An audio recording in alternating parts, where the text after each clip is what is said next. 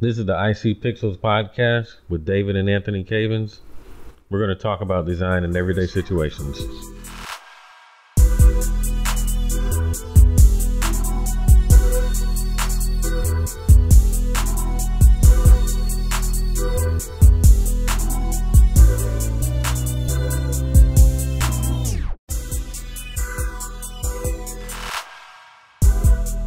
Welcome back. This is another episode of the IC Pixels podcast. This is David. This is Anthony. And we came back again. I know all the haters told us not to. They didn't want us to have a fourth podcast, but we did. No, I think they wanted us to. I couldn't tell, but we'll see. One person said that they missed our because we didn't do one last week, so. Yeah, that was nice. It's nice to feel wanted. So I guess since we were talking about last week, let's talk about some stuff that's happened since the last episode. In our last episode, we were talking about social media and our severe lack of followers and how we are or are not actually using our social media to interact with people who might want to listen to what we have to say. Since then, there's been some positive changes. Anthony, you want to tell us what's happened? Oh, I guess we got more followers. I mean, I don't know. I know I've been consciously trying to post more and be a little more active in it and like trying to put a personal touch to it.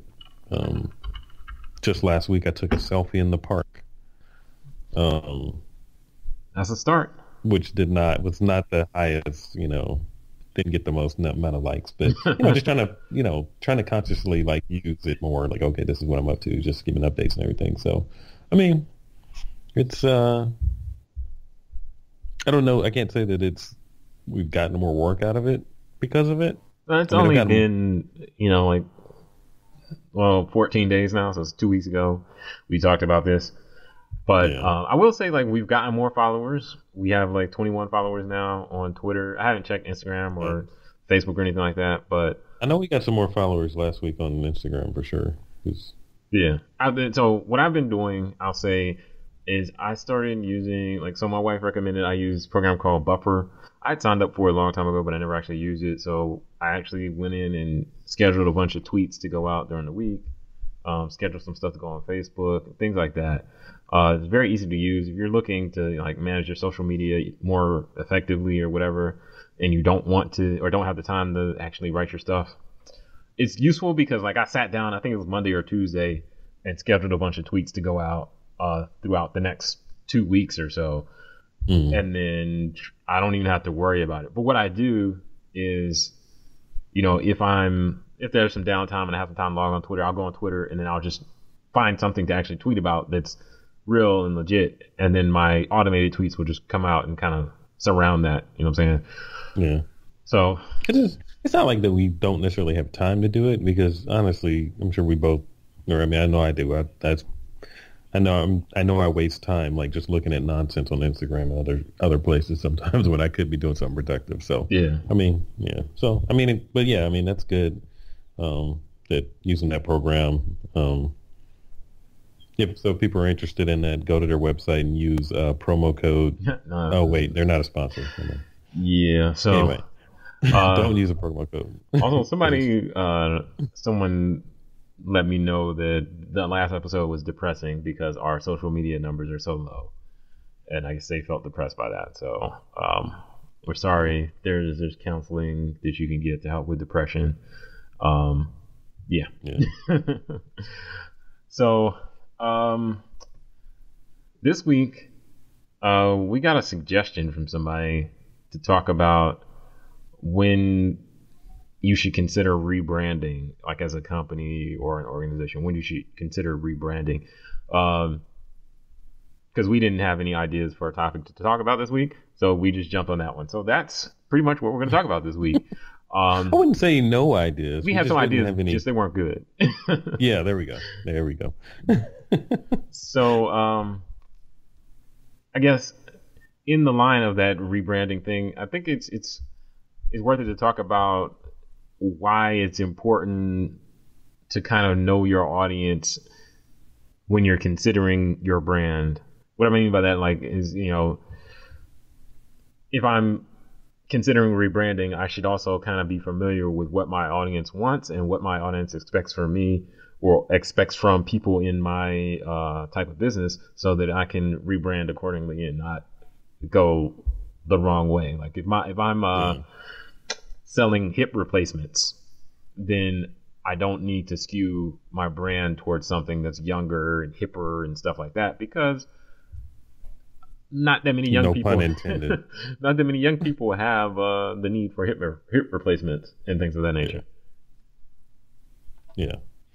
I mean, and that goes for even if you're starting, you're not so much rebranding. If you're just considering your brand to begin with, and you need to consider those kind of things, because, I mean, I don't know. I mean, I hear commercials on the radio all the time, like, and I don't know, because I live in Atlanta, and there's so much traffic, and so you hear all these commercials for lawyers trying to push, you know, if you don't get paid, you don't get paid.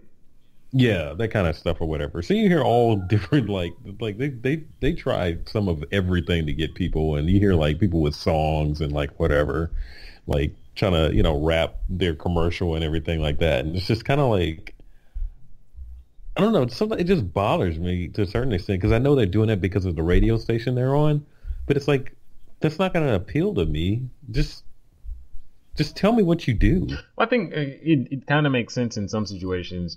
Like if you have a catchy tune, it gets in your head, and you remember. Yeah. Like up here in DC, there's a company, Eastern Motors, and they have a song, "Hey Eastern Motors, your job's your credit," or something like that. Anyway, I remember it because it's a catchy little tune, and it stays in my head. So I understand some of those people that do that, but I can say, like, I'm not necessarily offended, but I do not like it when I can tell that a commercial is going for, like, okay, we're doing this for the hood. We're going for urban black audience. So we're going to have someone rapping and someone maybe using some ebonics. And then, like, in our flyers, we're going to put Z's on the end of every word instead of an S. Like, we're going to do stuff like that. And it's going to have lots of bricks and graffiti on it.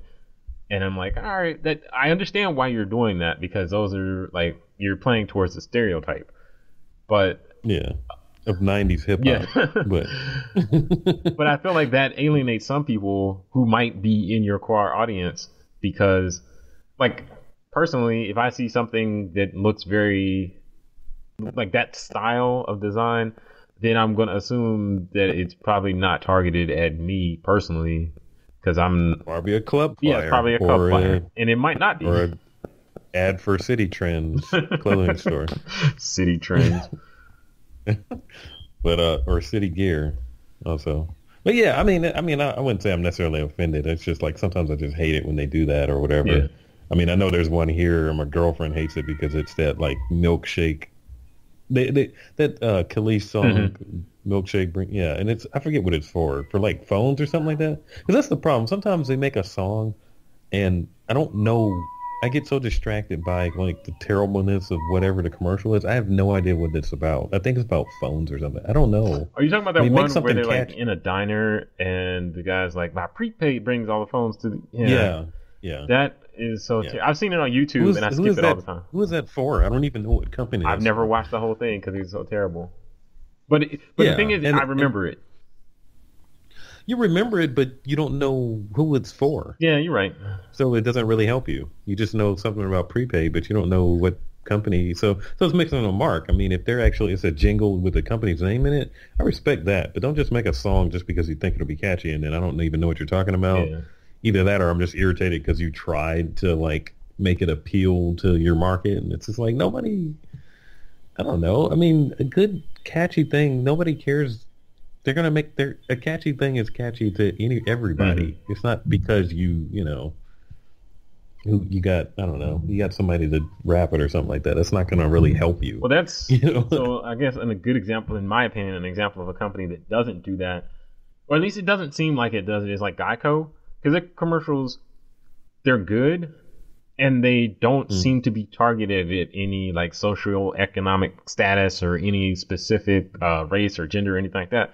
for the most part. Like the last one I saw had some raccoons in it, and it was funny. Yeah. Well, it wasn't like really, really funny, but it was good, and I remember it, and I didn't feel like they were actually trying to aim at stereotypical David. Yeah. It was just like, they want me to remember, like, Geico. Yeah. And I thought that worked. I mean, in Geico, everybody knows what Geico does. It's not like they got to tell you what they have to do anymore. Their whole thing now is to make just name recognition. Like kind of ridiculous, kind of funny commercials to varying success. But that's their thing. They don't have to tell you their car insurance. Everybody knows that. Yeah. So it's not like they're not trying to sell that anymore. So I mean, they have an advantage or a freedom in that it's just like, oh, okay, we just need a new commercial. Mm-hmm. What do you want to do in it? I don't know, whatever. Or I mean, Skittles does the same thing. They just do something weird, and it's just like, okay, yeah. It's just to keep their name in your head.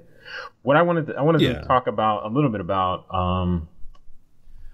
some of our experiences working with people who did not know their audience. So, when we talked about this earlier, one of the first things that came to my mind was several church clients I've worked with. So, I've worked with a lot of organizations, but church people from churches seem to be some of the most delusional in terms of their audience's interests and desires. So this is not necessarily from a logo design perspective, but like, let's say you had an event and you needed a flyer to promote it. If you were promoting a club event, you'd obviously put girls on it because you want guys to come, because guys are probably going to pay and girls are going to get in free before 10 or free before 12, whatever it is. So it makes sense. It's easy. $3 drink. Yeah, whatever the drinks are, whoever's hosting, whatever Instagram model is going to be there, that type of stuff. But like, if you were promoting a church event, a lot of the people I work with, because either they didn't understand their audience or they just weren't thinking, they assumed that maybe having a picture of the speaker or having a picture of like some clouds and like birds and stuff like that would be appealing to people. Now, it may be to certain people, but a lot of times I've noticed that on the designs I was asked to do and in the wording that they would provide me, like, here's the words we want on the flyer, they would often use words that in terminology that may be specifically targeted at people that go to church frequently and understand what, whatever the terminology, church lingo. And then also they would use imagery and stuff that appeal to church people. Because like, if you don't go to church that often, you might not know who this speaker is or what the relevance of these words are. So you need to know what you're going to get out of it. And then a lot of times when I would talk to them, like, look, you should probably use some different imagery or different wording to make it more appealing to a wider audience. Then I got pushback because they thought what they were doing worked. So I thought that was interesting because you run into, at least in my experience, I run into a lot of people in that area, in that field, that their marketing materials don't necessarily line up with what their audience would probably be interested in. Because if you told me, like, if you were having an event and you had free food every night, if you put that on the flyer, you're going to get some people to come. Like, free food and put it big or whatever. Or if you were giving away an iPad every night or something like that. I've seen events like that where they're giving out some electronics or something like that to entice people to come to their church service or whatever. That is good because people are going to be interested in that. But if you just tell me who's speaking and I'm not necessarily familiar with that person, that's not enough to get me to come. Yeah. Well, it's like, you could say in the church sense, it's like preaching to the choir kind of thing. And but it works across the board to other people too. It's like if you only care about your current market, then that's fine. But if you're trying to reach other people, and in the sense with the church, most of the time they're trying to do outreach and stuff like that. So you got to do something different because a lot of times they want to do what's expected of people that go to church all the time. So they see this item and they see a cross and they see this, somebody standing in the field with their hands up and not that I haven't designed a lot of flyers that look like that, but that's what they expect. And so they're going to be like, yeah, that's what I want. This is what I want. This is what people expect. And they know what it is when they're going to get into it. You're not going to get anybody new into it because unless that's what they're looking for. But so you're not really expanding, or your expansion, the flyer or the branding materials that you just paid us to do for you aren't doing much work for you because you have to do all your selling word of mouth and everything, because the branding it's not doing the job for you, which it should. It should be able to speak for itself. Whereas, I mean, I don't know. But if you don't name your thing the right thing, and then you tell us that, you want some, somebody in there, you're very specific in what you want. You're not trying to do new things, and you're going to get, I don't know. It's not going to be as effective as it could be, I think. I agree. Outside of church people, I work with a few other people that do the same. Like, cause I know I've made in my past, developed several very stereotypical flyers that were basically targeted at either a clearly black urban audience, inner city audience, or very clearly targeted at a white, middle class audience. And a lot of those, I mean, I don't know how effective they were, because honestly, I got my money and I didn't follow up to care, because I knew it wasn't some work I was necessarily proud of. But I feel like in a lot of those instances, either it could be two things. It's either the person doesn't understand the diversity and the interests of their audience, because a lot of times the audience, you may think, oh, they're white people, they don't know anything about hip hop, but everybody knows about hip hop now, unless you're just purposely ignorant.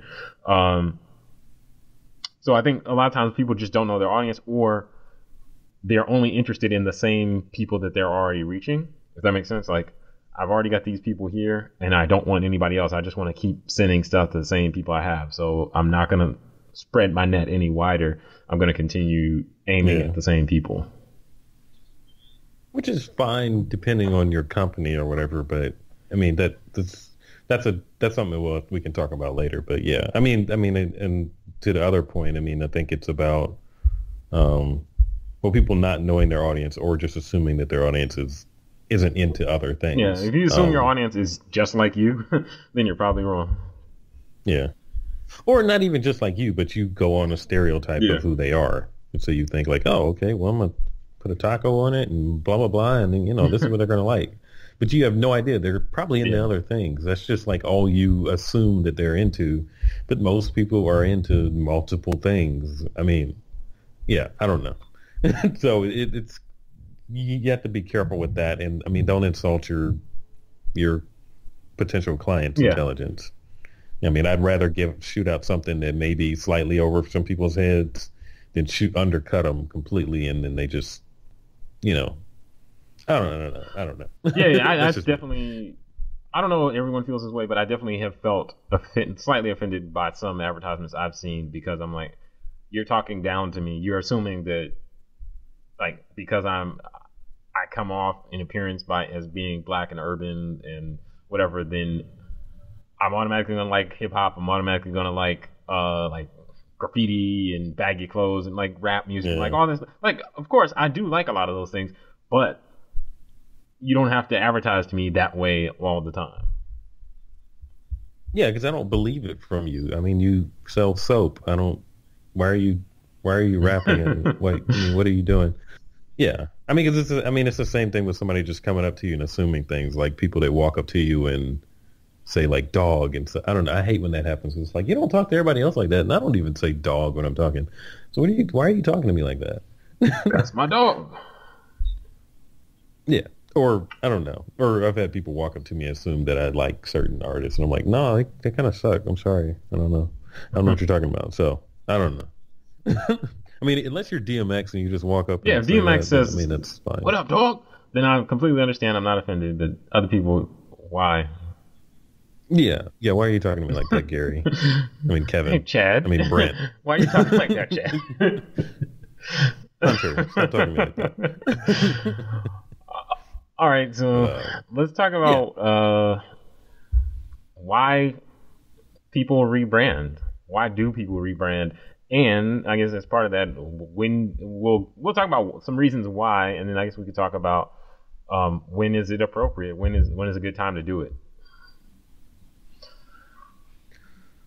Well, a lot of times people rebrand because sometimes the company's been around for a long time, and sad to say, but their market, their current clients are dying, literally. And sometimes they're like, all right, so we need to reach some new people because these people are dying. Sometimes it's because, I don't know, their the CEO or something like that, some high profile person like had some kind of sexual assault issue or something like that, and they have to rebrand, like somebody currently running for president, or I don't know, or they just want to do something different. They want to go a different direction. They find a new product, and they're just like, okay, well, let's switch it up because this product, this is the direction we want to go. But our old thing we were doing isn't working. Like, okay, so for instance, Wrigley's gum, they didn't start out selling gum. They were selling soap and something else, and the gum was an incentive. And then it turns out people wanted the gum more than they wanted soap from them. So it was like, okay, well, just trash all the gum. I mean, the soap and everything. Yeah. Just go a different direction.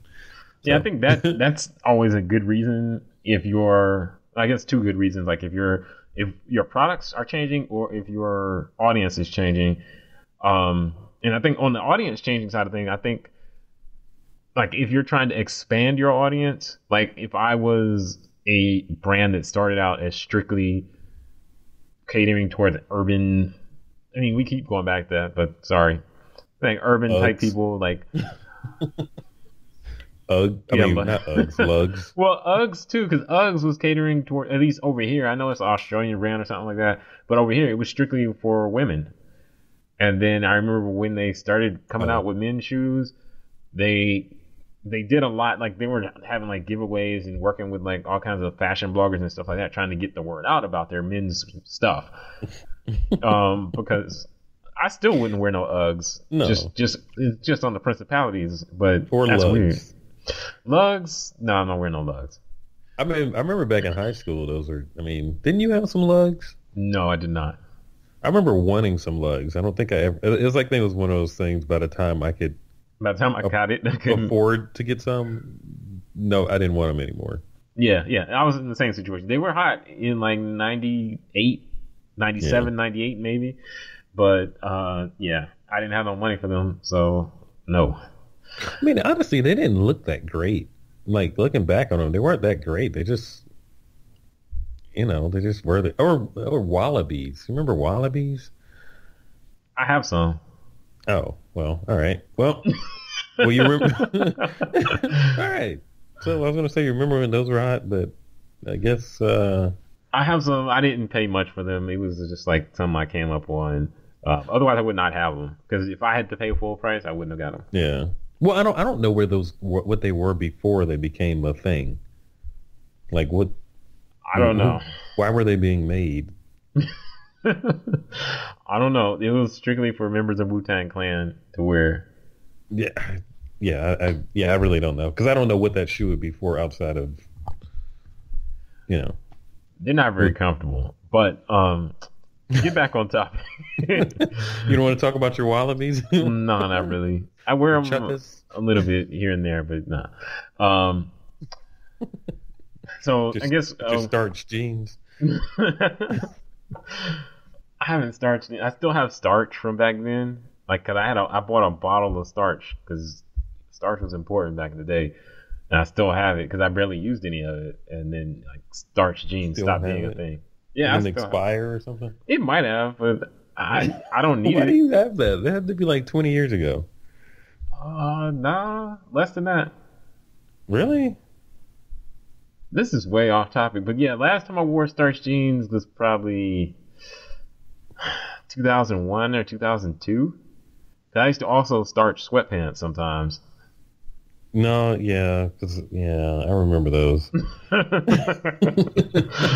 Well, that's some Southern fashion. If you don't know about starch jeans and starch sweatpants, was just something. Whoever makes starch, I forget the brand, but that was a branding opportunity missed that they could have really capitalized on the starch movement. Yeah, I mean, you still see some old men with starch jeans here and there. Oh, yeah. I mean, old men will always be starching, but I can't starch my jeans anymore because I wear extra skinny jeans, so. Just kind of starch right out. All that chafing's just not good. But what was this podcast about again? Your Wallabies. So I guess we talked about the ways you can change your brand, but I guess or why you would change your brand, but I guess there's different ways you can change your brand. So I guess some companies will just like do a slight rebrand in terms of like changing the look of their logo slightly. An example I can think of off the top of my head is Land's End. They used to have their logo used to be slightly different, and recently they've started using a logo that like has a sans serif font and it looks a little younger. Because I know Land's End is not a brand that I've ever considered buying much from ever. Because I can't even remember what their logo looks like. It's just that was like white letters. Random. Lands in. I was like, what? Yeah, you have to Google that. It's obviously more targeted towards the older audience, I guess. And they recently, I don't know when it was exactly, but they recently changed their logo up slightly.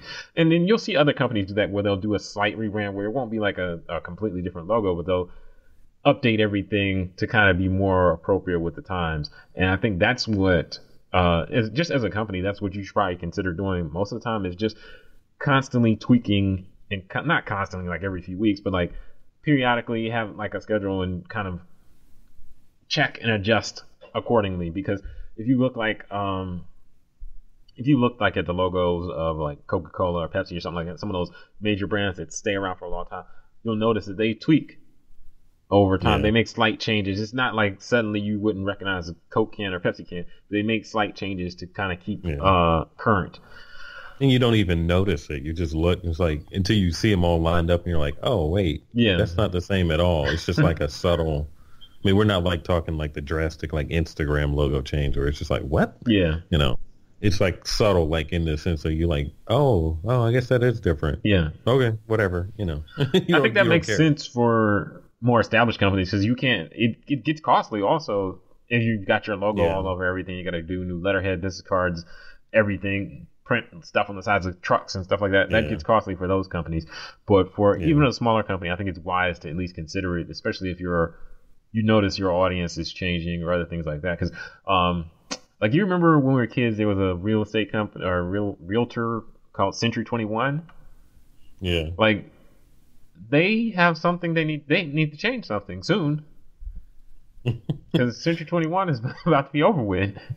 So they do it once a century. I think that's when they update their branding. I think they have changed their branding. I mean, I honestly don't look at their website or anything ever. But I remember when we were kids, I remember saying something like we were talking to Mom about that, and she was like, "Yeah, they need to change that or something."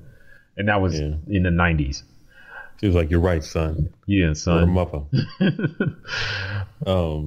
No, I mean, that's something else I thought about. Another reason to change your logo is because it sucks. Your branding, because it's terrible. I mean, it's ugly. Yes. I mean, that's when. I know.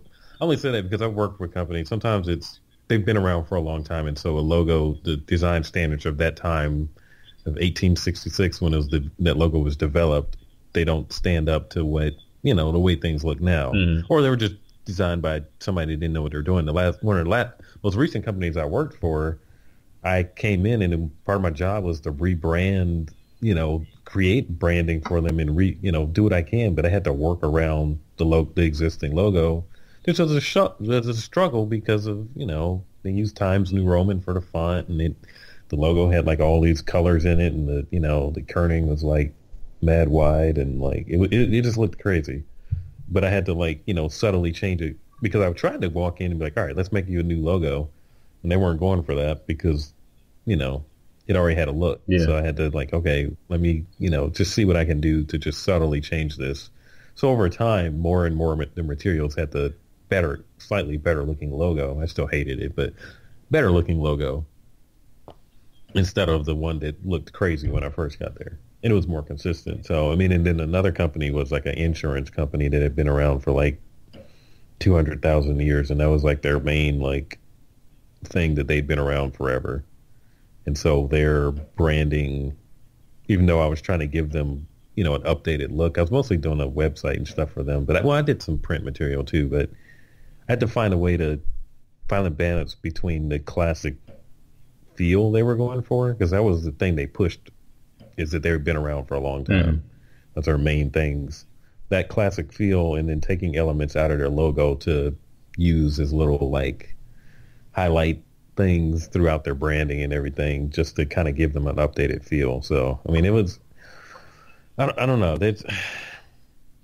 It's an interesting thing. It's one of those things that goes back to knowing what your audience is and what kind of company you want to be in, what, you want to be known for. Like, Right. if your thing is that we've been around and established since the 1600s, then, well, all right, then we gotta, keep it classic. We can't come out here with, bunch of colors and rainbows and stuff like that. I mean, that's crazy. So Well, I think that's. I mean, your audience would be confused. Yeah. So. I think that's also where one of the other strategies you can use for rebranding comes into play. Like if you look at, I'm trying to think of the biggest example I can think of is like General Motors. General Motors has a bunch of like sub companies like Pontiac and who else? Pontiac, Oldsmobile, Buick. There's probably some more. GMC.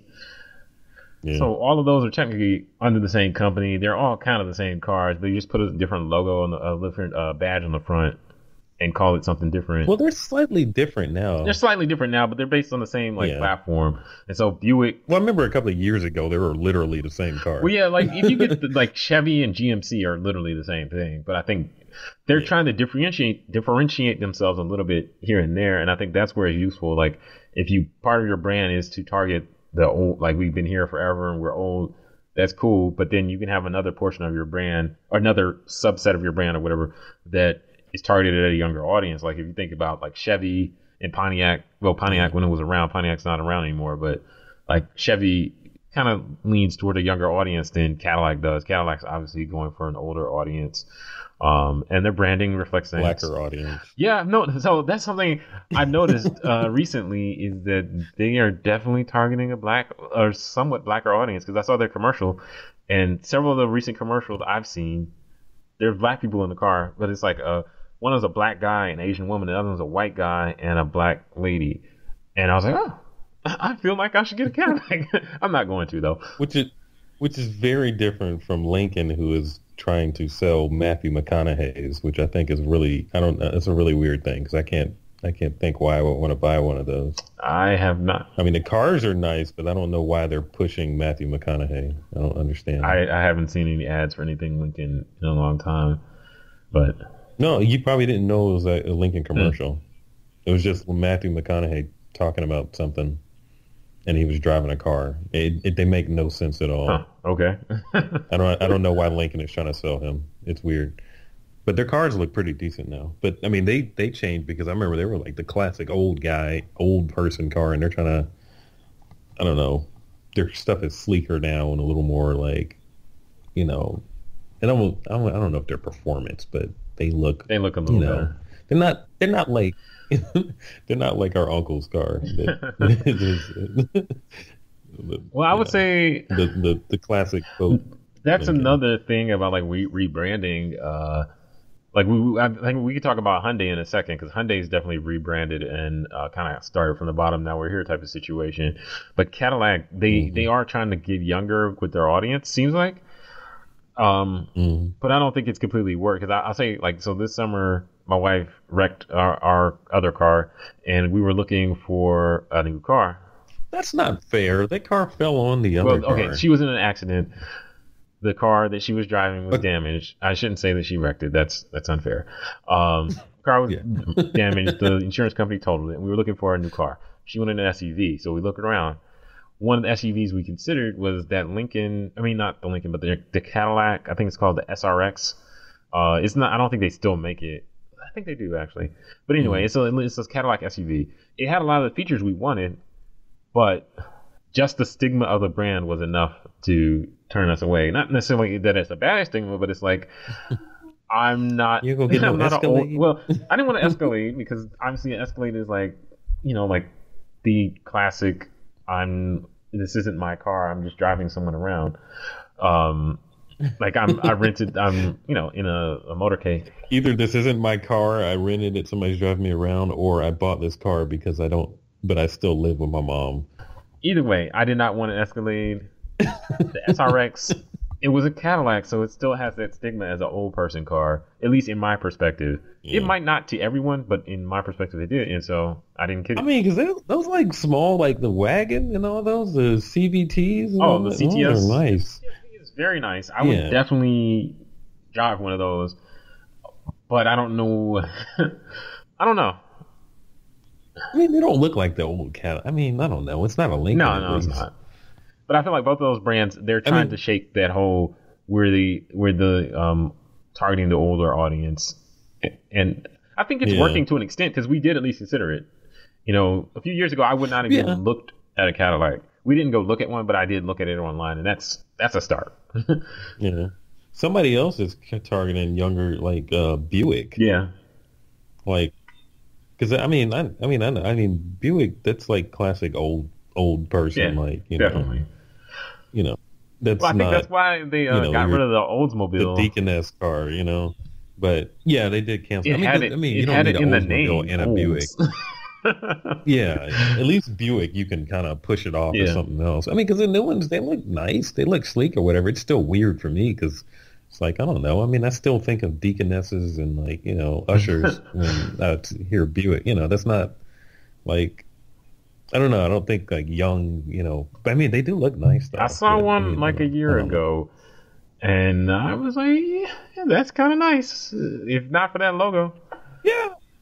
No, I mean, they've tried. I mean, I remember like it was like a long time ago. I remember like I think GMC they were trying to push because you know how that GMC and Chevy they were trying to. That's when the Denali came out. They were trying to push GMC as the luxury I think they still portion are a little of. bit, but honestly, I don't. I'm not one of their. I don't need a truck for No, no. anything. It just seems weird. It's like that doesn't even feel like I don't know like sexy or any. It's just I don't know. It just seems a weird fit. It's like I don't.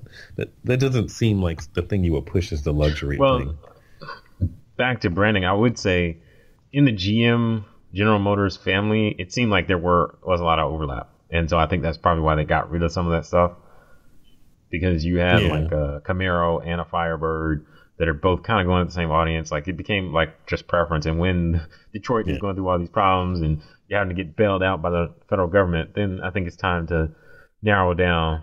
Thanks, Obama.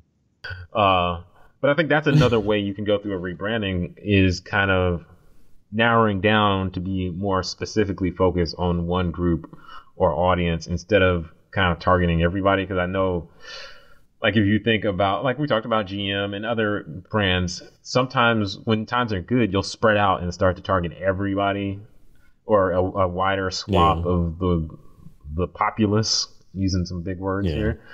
yeah. That's a nice use of swath there. I was hoping you would notice how I use populace. Yeah. Um, I'm gonna say swath next time I'm like putting butter on bread or something like that. yeah, And populace is good too. That was good too. thanks. But yeah, I've seen brands do that now recently. A few brands like kind of narrow their target and say, Yeah. okay, we're not offering this anymore. We're getting rid of this like low end brand that we used to offer. We don't need that anymore. That type of thing. Yeah. Well, I mean, a good example of that is something I was reading about recently. I actually discovered it because all the Kenneth Cole outlets, their stuff, they're all closing, so their stuff is like 50, 60, 75% off. Mhm. They're closing by January. So, I mean, I was in the store like Falling grabbing, out of control. and by that I mean I bought one shirt. But no, I mean, but it was a good shirt. It was like $12. But no, I'm gonna go back with some more money. But just don't go to the Sugarloaf Mall in Duluth, Georgia. Do not go there because that's where I'm gonna buy my stuff. Go to any of the other outlets. But like I was reading. I was doing some research. I was like, I wonder why they're closing. And I was like, oh, I hope they're not going out of business or something like that. And I was reading up on what Kenneth Cole was saying. He I mean, don't fact check that. Don't fact check it. But basically, he started his company, and then there was like the big boom and everything, and he was trying to expand his company. So you got Kenneth Cole Reaction and all these other sub brands and everything. It's all spread out, and there's these stores everywhere and everything. But at some point, he decided that it was too much, and he wanted to refocus his brand and take control of it. So recently, he's narrowing down and closing things, and they're focusing on footwear and like not trying to spread out all over the place because it seemed like he just felt like they were offering just a lot of things that people didn't really need. Mhm. I guess just like too spread out. You don't have any control over it. It's just too much going on.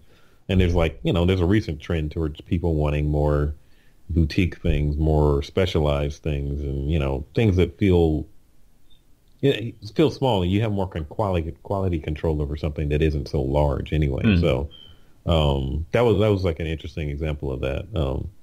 To hit up your local chemical outlet. I walked by one a few weeks ago, but I did not go in because I never go in there because they just, I don't know, not my style. But I might have to check that out. I guess now what we can talk about is like from a branding specific perspective, not necessarily talking about like your profits or anything like that, but how do you know when it's time to maybe rebrand or consider updating your brand appropriately? Well, I mean, I think let's say one thing I was going to say. I couldn't think of a good example, but I'd say like when technology changes, like if there's significant changes in the world around you, like that's really vague. But like when technology changes, I think it's definitely important to rebrand because I imagine in the 90s and probably in the early 2000s, there was a lot of companies that went through rebranding in order to incorporate things like an email address, a website address, Twitter, Facebook, Instagram, all that type of stuff into their brand in some way because now that stuff matters. And that made me think of, because I get a lot of stuff from Amazon now, but I mean, they definitely did.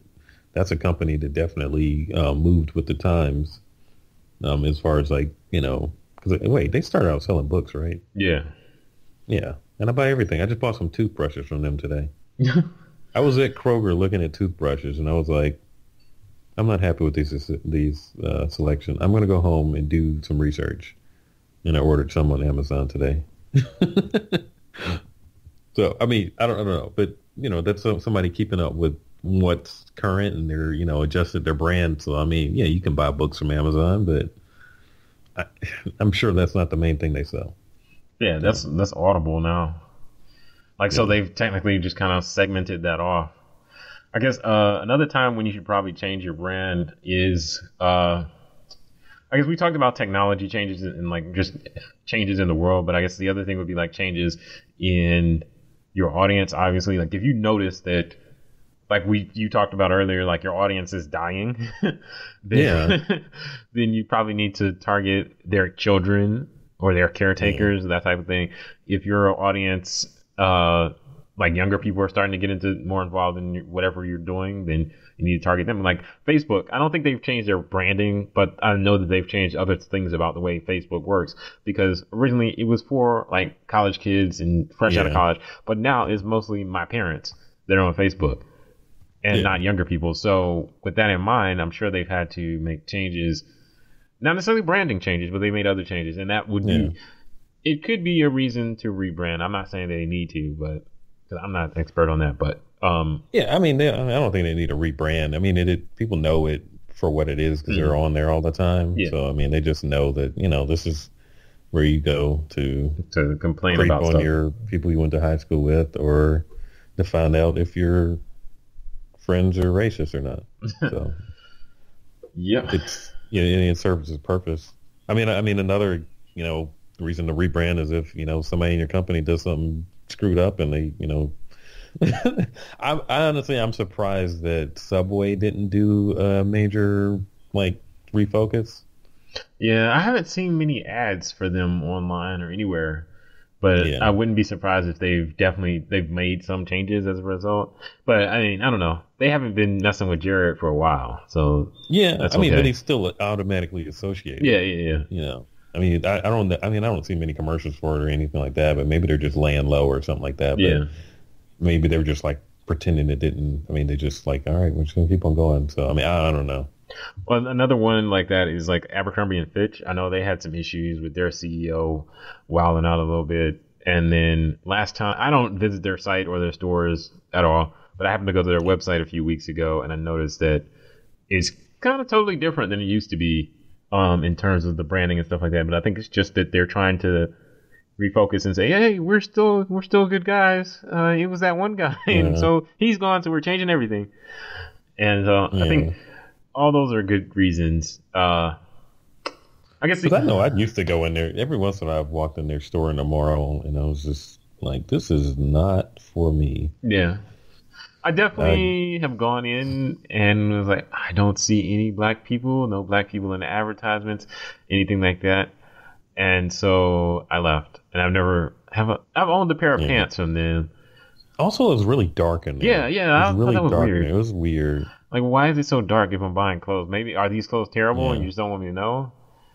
That's like when I was in Forever 21. Did you know Forever 21 sold men's clothes? No, I didn't. Well, so I did, but I wasn't sure if the store near me did. So there's a Oh, couple okay. times I've gone to the mall, and I was like, hey, tell my wife, let's go in Forever 21 right quick. Not because I wanted to heard about something, but I just wanted to know what was in the men's section. But come to find out, the one Right. near, I was looking for some women's jeans for myself. But Okay. the one that I went to last time I was at the mall like 2 weeks ago. I got my manliness up. I went into the store, just looked around, and I noticed the one near me does not have a men's section. But I know there's another one near my job that has a men's section. Just I've never wanted to go in there because I was like, what if they don't have a men's section and I got to walk all the way back there to find out and look confused like the You pervs just that's walk in walking around the there store, and you find find something for your wife. and then or just your buy it and kids. leave. Yeah, no, that's cool. I ain't got money to waste like that. But yeah, I think that's But another thing where if you didn't know, you would just like, yeah, it's a women's store, and you would never go in there. I didn't know that until a couple of weeks ago, and my girlfriend said, "Yeah." I was like, "Oh, I didn't know that," and I just happened to look at the stuff. But I mean, I don't know. I kind of wanted to leave because they played her music way too loud. Mm. But yeah. I mean, but yeah, that's like another one of those things where I mean, it's like what's that store that you go in there? I mean, if you're a goth kid. I forgot the name of it. Hot Topic. Yeah, Hot Topic. But it's like I don't know if those still exist, but I mean, there's like certain stores that they try to rebrand because they want to bring in different people or they want a different audience in there, or Yeah.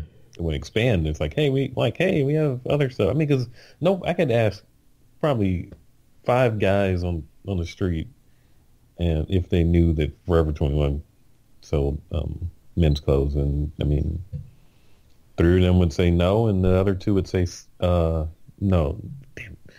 No is no in Spanish. That messed up my whole joke. That really messed up. Yeah, so we can cut that part out and we can record it when you come up with a better joke. But yeah, I agree with that. I think that goes back to like your audience changing. If your audience changes and they're not aware, or not only your audience changes, but like your product line changes. If your product line changes like significantly, or whatever your service offerings are changed significantly, like you're going from selling soap to chewing gum, then I think it's necessary. You could definitely send out an email blast or tweet about it or whatever else you do to communicate to your customers. But either starting a new brand or rebranding your existing brand is good, because then people will understand, oh, this is something different and I need to go check it out and find out what it is. Again, it's not like the same thing. And because people maintain their same, their preconceived notions about something that if it's got the same name, like Hyundai is an example of that. Like when we were kids, Hyundai was not considered a reliable car. It was kind of considered trash. Like I remember I was in 5th grade and my teacher drove a Hyundai, and at that point I knew nothing about cars, but I had heard my parents or other people kind of talking about how whack Hyundais were. Not that we were whipping something hot either, because we were not whipping something hot. But I just knew Hyundais were trash. So I used to kind of like start jokes about my teacher about how she was whipping a Hyundai. Like she's like, well, David, you got a 50 on this paper, you're going to fail. Like, well, at least I'm not in a Hyundai. But what was the point of all that? I was a bad student, and you were hateful, abusive. So I guess now and you thought that caravan you were in was tight. Weren't we in the Celebrity, Chevy Celebrity at the time? I don't know. Maybe It was whack. Either way, it had Celebrity right in the name. You can't go wrong with that. Yeah, I'm a celebrity. But it's important. That's what the celebrities drive.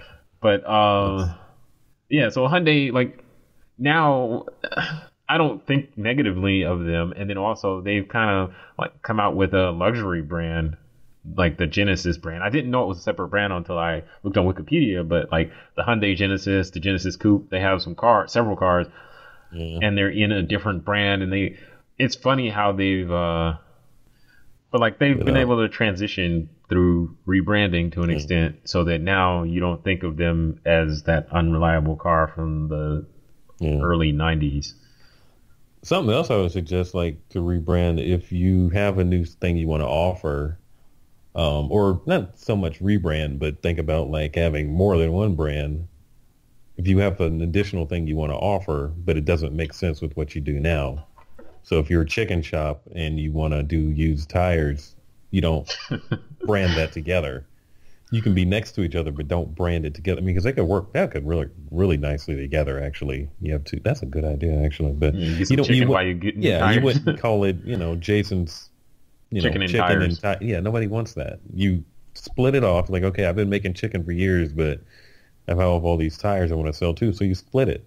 And you can own it both, but keep it separate. But just let it live together. I mean, just like you see, like you always see in front of Walmart's, like is it Wendy's or something like that? That's always in front of Walmart's.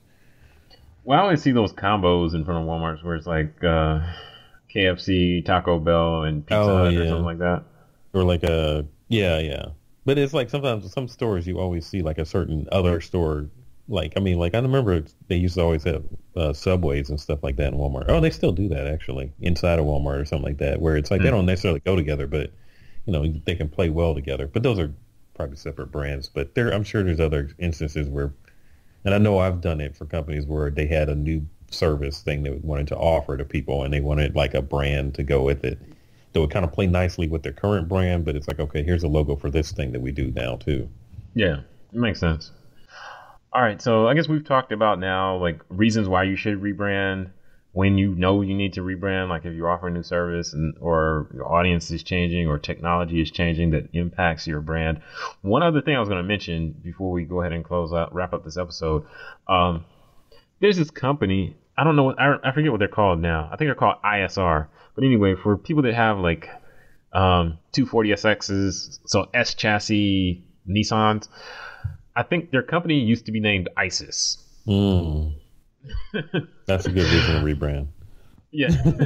So it used to be named ISIS, and they did like suspension parts and stuff like that. So, I mean, as far as I know, they're a good company. I don't know. Yeah. I don't think they've beheaded anybody or anything like that. But they rebranded to be ISR because for obvious reasons. So that's another reason to rebrand. Kind of similar to like if somebody associated with your company does something crazy, just rebrand and then people will completely forget. Well, they did that on that show Archer. Mm-hmm. They did that on there because the place they worked for was called ISIS, and they it was. They changed it. They found a reason to change it because it's like nope, which is funny. Yeah. Like I don't know, rebranding within a show. Yeah, that's true. I forgot about that, but yeah, I mean that's definitely something. That's like a circumstance where it's kind of like an emergency. You have to do it as soon as possible because you don't want to be, people to get the wrong notion about you or whatever you believe in or anything like that. Yeah. Like, so something else to consider. Yeah. But I guess that's it for this week. If you have questions about design, websites, graphic design, development, whatever, feel free to hit us up on Twitter, Instagram, Facebook, or whatever with your questions. You might hear us talk about it in a future episode, or you might never hear us talk about it. But feel free to ask. Hang in there because one day we might. Yeah, one day we might end up in a situation like we did this week where we don't have anything else good lined up, and we'll talk about whatever your topic is. If we get enough questions, we may just have a question and answer episode one day, but we'll see what happens. At this rate, that will be. We got to get our followers up first. I mean, but thanks to both of our followers for what they've for following the feedback so far. Yeah, it's appreciated. So we don't feel like we're just out here talking to ourselves. So like we said, if you want to connect with us on Twitter, it's at Alien Muffin. On Instagram, it's Alien Muffin, and on Facebook, it's Alien Muffin. So you can connect with us and our website. Our website is alienmuffin.com. And it's convenient that all our stuff matches. Yeah. If you want to hit us up individually, my Instagram is dcave12. I'm at antcave, where you can see all the other things that I mentioned I do on the last episode. If you look at my Instagram, you're just going to see pictures of sunsets Mostly sunsets. Oh, I posted one of those this weekend. That was cool. Yeah, it's all like, what else? It's a little bit off brand for what I normally post, but hey, I'm trying new things. Selfies, sunsets, Hey. Yeah, sunsets and maybe a picture or two of like car stuff, but mostly sunsets. But anyway, thanks again for tuning in. Hashtag ThoughtBody, is that the hashtag? I think we're going with that. Okay. Yeah. Tune in again. Our next episode is obviously every 2 weeks, so try and hold on, hang on for the next one. Definitely, if you missed it, check out our previous episodes. Remember to vote. If you need help deciding how to vote, check out our Elected by Design episode. I think that was episode 2. Check that out. I still didn't get my voter registration card back yet. Hopefully I get that soon. Uh-oh. Yeah. Yeah. So we're gonna blame you, no matter what happens. All right.